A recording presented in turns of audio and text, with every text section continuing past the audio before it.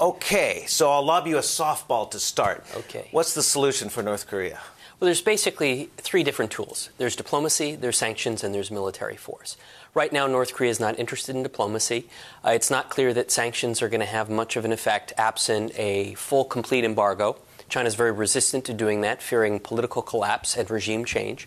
And the military option is just sort of out there. The Trump administration is playing around with it. They talk a big game, but the costs are very substantial. U.S. military action could create a crisis in the U.S.-South Korea relationship because President Moon does not want, Seoul to be destroyed. So the policy options are actually really limited.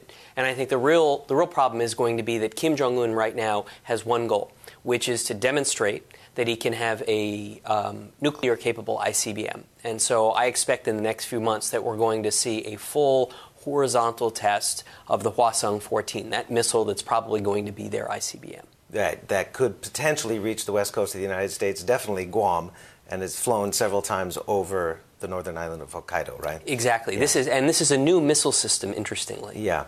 But so what were the international sanctions that are still left in the quiver? Well, really what it is more of the same. In other words, a complete oil embargo of North Korea. China doesn't want that. China doesn't want that, exactly. You could have the U.S. impose secondary sanctions on Chinese banks that do business with North Korea. So de facto try and shut down all Chinese trade with North Korea. Again, China doesn't want it, but the U.S. could raise the cost of doing that. You could have a U.S. military blockade of North Korea. I mean, simply trying to shut off all all physical trade. That would be very confrontational. It would be an act of war. So there's stuff left.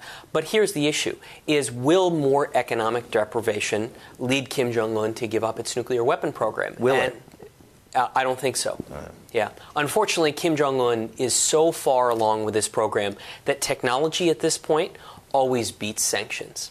And I think what he wants is to demonstrate that he has a nuclear-capable ICBM and then say to the United States, okay, now I'm ready to talk to you, but I want to talk to you as a nuclear weapon state. And the U.S. will have a very, very difficult decision to make.